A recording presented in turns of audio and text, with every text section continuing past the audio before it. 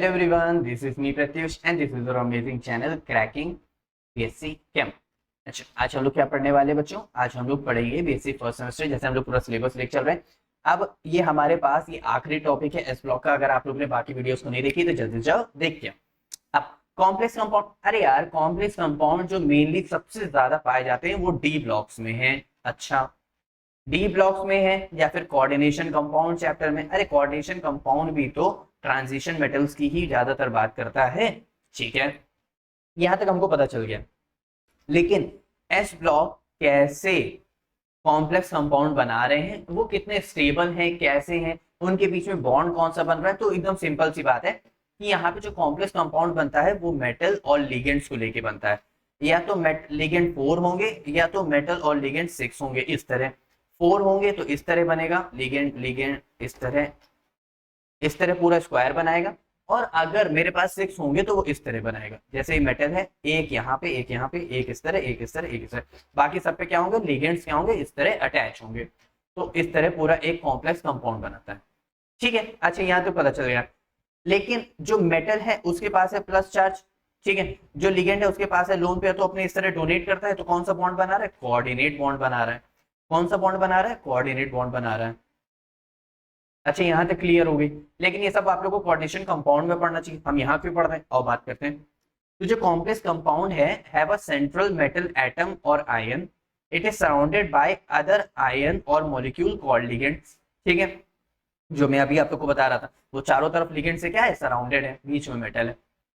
Ligands are bonded through coordinate bond with metal और metal ion, metal या फिर Na+ कह लेते हैं। अब एस ब्लॉक बात करें तो हम एस ब्लॉक लेके चल रहे हैं। जो कॉम्प्लेक्स कंपाउंड है एल्कली मेटल की, ध्यान रखना वो एटॉमिक साइज के इनवर्सली प्रोपोर्शनल, जो एटॉमिक साइज है उसकी क्या है, इनवर्सली प्रोपोर्शनल कॉम्प्लेक्स, इतना ध्यान रखना। इसका मतलब ऊपर से नीचे आते हैं वो साइज बड़ा होना चाहिए सीजियम का। लेकिन जो कॉम्प्लेक्स कंपाउंड है उसमें कौन हो जाएगा, लिथियम, फिर सोडियम, फिर पोटेशियम, फिर rubidium, caesium. Alkali metal have low tendency होती है। क्यों लो टेंडेंसी होती है, क्योंकि इनके पास एक ही चार्ज होता है बस। Have low tendency to form complex, क्योंकि वो एक ही के साथ बना करके, जैसे Na+ है वो एक ही के साथ बना के स्टेबल हो गया।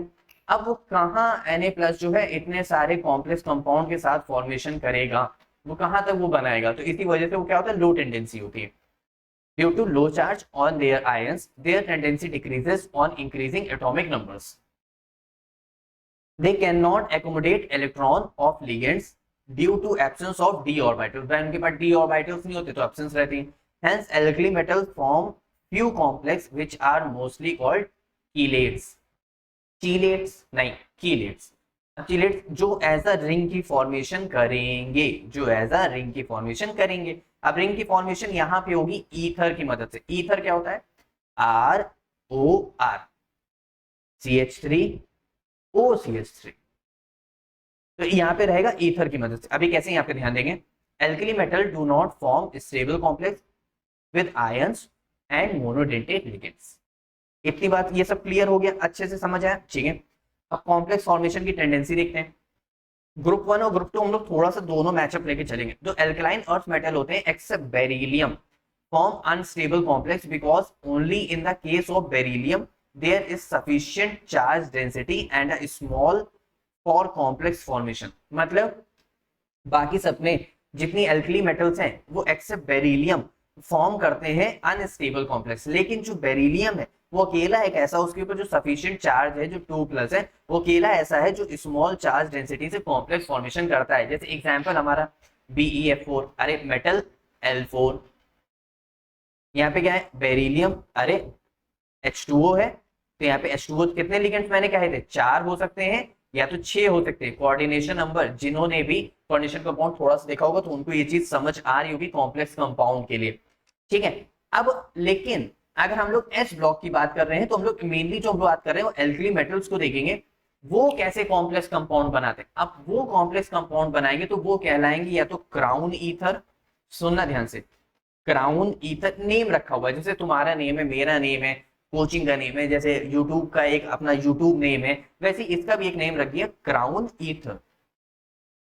और इसी का दूसरा नेम है polycyclic ether, poly acrylic ether भी रख सकते हैं, मोनो एक्राइलिक ईथर भी है, ठीक है। New type of ligand called monoacrylic ether और क्राउन ईथर या फिर पॉलीएक्राइलिक ईथर भी होगा। ठीक है, अब बनेगा कैसे मैं आपको बताता हूं। देखो देखो पहले बनाना कैसे वो मैं आपको बताऊंगा, यहाँ पे देखते जाना। पहले क्या करना है, पहले मुझे इस तरह पूरा 6 बना लेना है। मैंने बना लिया, ठीक है। जैसे मैं इसको हटा देता हूँ, मैं आपको सिखाता हूँ पूरा पूरा एकदम अच्छे से कि कैसे हम पूरा बराबर बना सकते हैं। मैंने क्या किया, इसको पूरा इस तरह मैंने 6 बना लिया, ठीक है। फिर मैंने क्या किया, यहाँ से हटाए, यहाँ से हटाए, यहाँ से हटाए, यहाँ से हटाए, यहाँ से हटाए, यहाँ से हटाए। मैंने यहाँ पे ऑक्सीजन लगा दिया, ऑक्सीजन लगा दिया, ऑक्सीजन लगा दिया, ऑक्सीजन ऑक्सीजन ऑक्सीजन लगा दिया, ठीक है।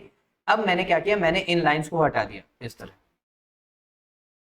अब मुझे अटैच करना है CH2 CH2 CH2 dash CH2। Carbon की एक एक वैलेंसी कम है तो वो एक एक अटैच है ऑक्सीजन के साथ। तो यहाँ पे जो रहेगा वो रहेगा CH2 वो एक एक अटैच रहेगा इस तरह।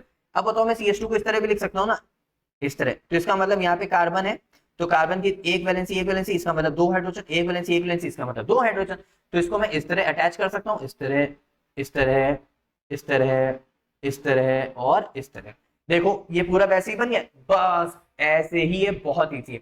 अब इसकी नेमिंग कैसे करेंगे, 18 क्राउन 6 कैसे नेमिंग करेंगे, वो इस तरह करेंगे। देखो पहले सबको काउंट कर लो। अच्छी बात बताओ, हमने जब इस तरह बनाया था, इस तरह 1 2 3 4 5 6 हो गए ना, इसका मतलब 6 ऑक्सीजन एटम हो गए, 6 ऑक्सीजन एटम की बात कर रहा है।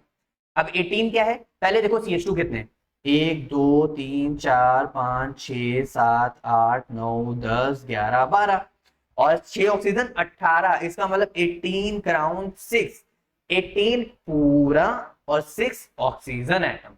अब यहाँ पे क्या है, अरे कुछ नहीं है यार, ये जो स्ट्रक्चर है इसी स्ट्रक्चर को ऐसे ही रख दिया और दोनों साइड बेंजीन रिंग लगा दी, बस।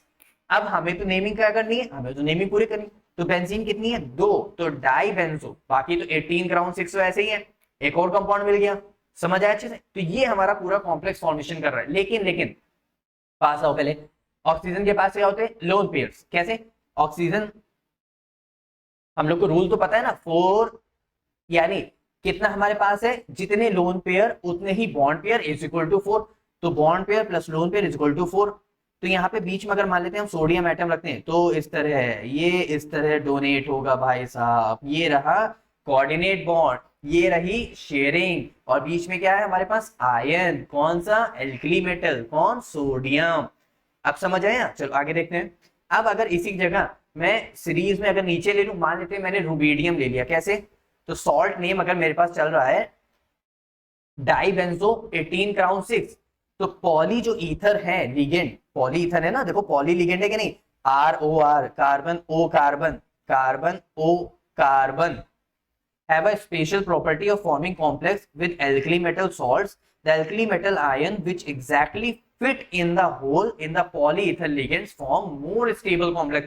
अगर कोई एक आयन आ जाता है तो वो एक बहुत ही ज्यादा स्टेबल कॉम्प्लेक्स शो करता है। जैसे मैंने यहाँ पे रुबीडियम लगा रखा है, देखो सबके लोन पेयर्स मैंने दिखा रखे हुए, ठीक है। तो वही उस तरह है, वो अपने कोऑर्डिनेट बॉन्ड के थ्रू क्या कर रहा है, रुबीडियम को क्या कर रहा है, डोनेट कर रहा है। अब समझ आया अच्छे से। तो ये था हमारा पूरा का पूरा कॉम्प्लेक्स कंपाउंड। आई होप आप लोगों को समझ में भी आया होगा और आप लोग को स्ट्रक्चर भी पता चला होगा कि कैसे बनाएंगे। तो बिल्कुल भी घबराने की जरूरत नहीं है, बस आप लोगों का काम इतना है कि इसको अच्छे से नोट करना, अच्छे से लिखना और एग्जाम में अच्छे मार्क्स लेके आना। एग्जैक्टली। तो अब मिलते हैं हम लोग नेक्स्ट वीडियो में नोबल गैस वाले चैप्टर के साथ। Bye bye.